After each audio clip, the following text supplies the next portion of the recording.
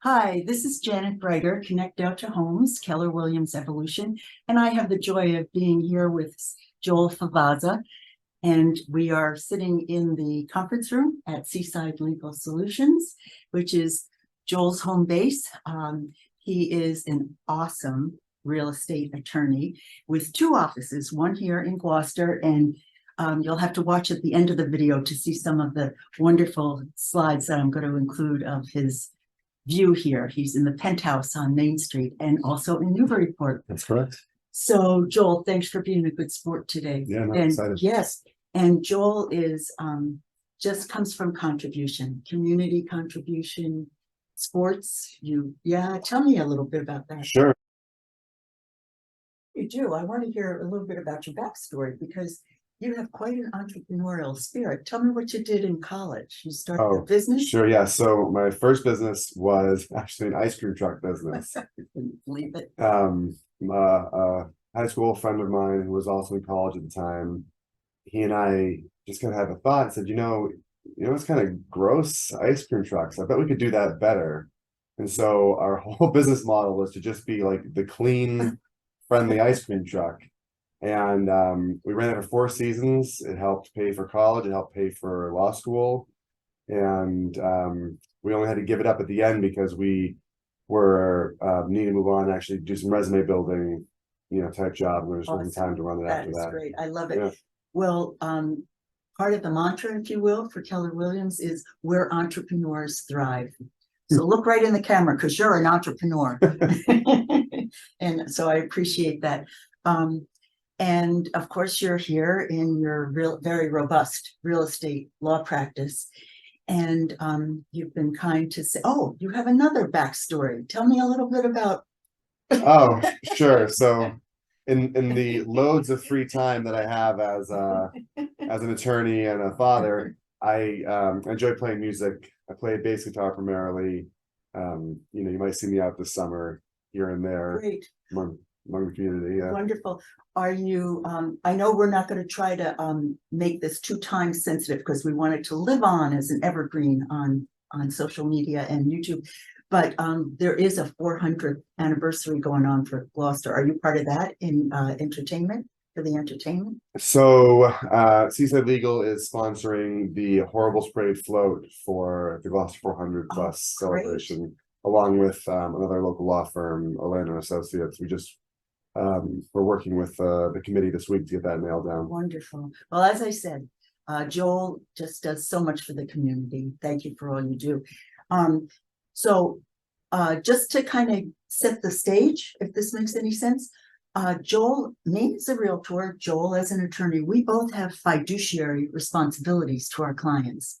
But my lane obviously is different than your lane, but we interact a lot. Yep. And so some of the questions that I hear or experiences that I've heard of, I've put together in a little bit of a, not a grab bag, a grab basket. So there's some questions in here, and Joel has been kind enough to say that he'll go ahead and give it a whirl, sight unseen. So ready? I've not seen these. I can attest. I've not seen these before. There you go. First one. Okay. And let's see what it is. Okay. What's the best practice, if any, for sellers when it comes to providing a seller statement of condition to disclose knowledge they have about their property? So great, you tell them right there. So the best practice is don't get out over your skis. Be very honest about what you do and do not know. You can trip yourself up if you try and provide answers to questions you don't actually know the answer to. You have this statement of condition that is now a written document that the buyer is going to rely on. And if you are, even with the best of intentions, providing misleading information, you are going to run yourself into some trouble. So just speak to what you know about, what you actually are sure of. If you're not sure of the answer, do not answer the question. Just say, I do not know. I do not know is a totally acceptable answer. Thank you. That's great. And what about some sellers that don't want to complete the seller statement? So you run the risk of turning off some buyers. However, Massachusetts is a buyer beware state at the end of the day, and you are not obligated as a seller to provide any information on a seller disclosure statement if you're not comfortable doing so. Again, it's more of a risk reward type of calculation you'll make with your realtor in the moment as to whether or not to entice the buyer you're willing to make those representations they'll rely on, or whether you want to say, listen, you know, it's up to the buyer to figure out what's going on here, and they will decide for themselves whether they think this property has or does not have what they need. Thank you so much. Really appreciate that. That's a good answer. Okay, you ready? I'm ready. Let's do another one. Let's do another one. And again, he hasn't seen these questions. These are off the cuff.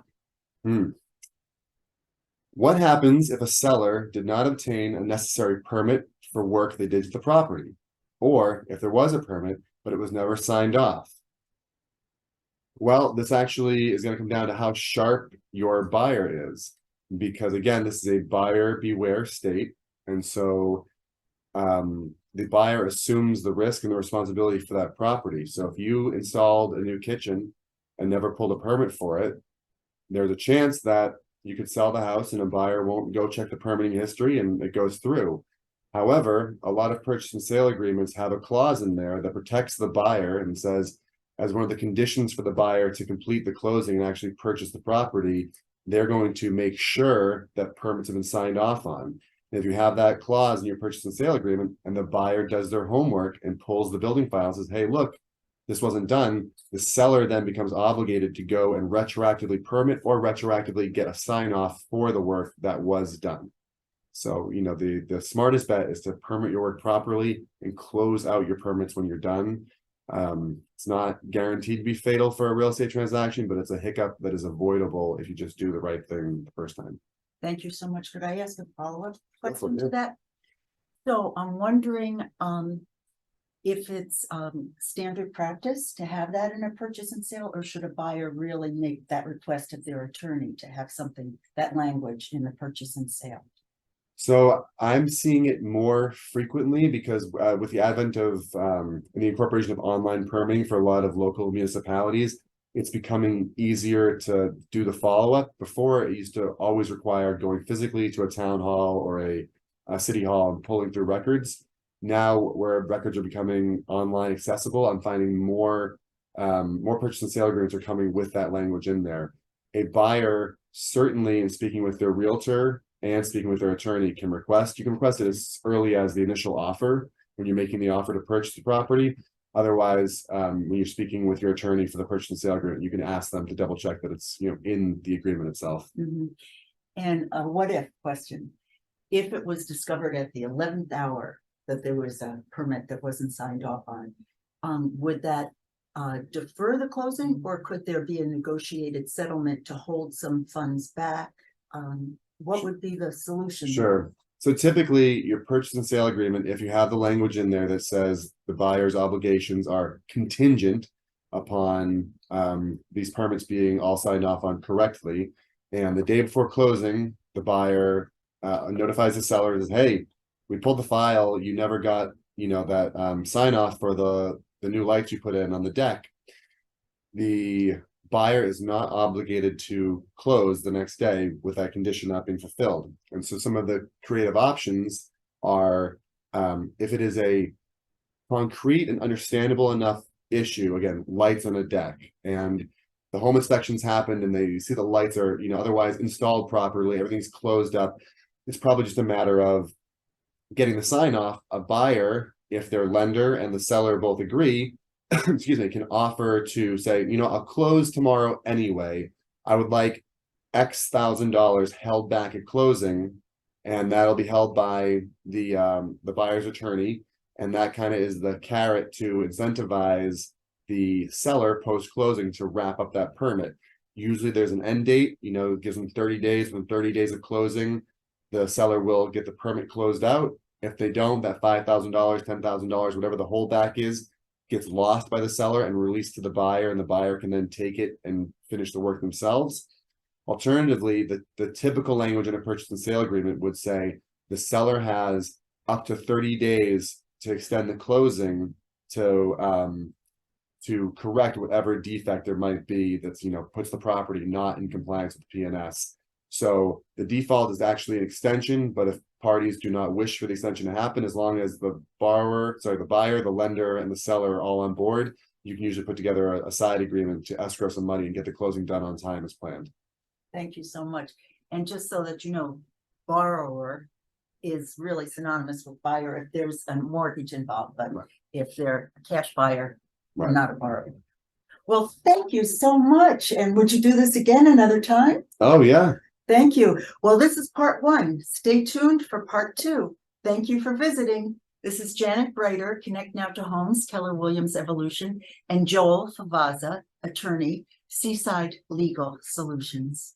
Thank you. Thank you so much.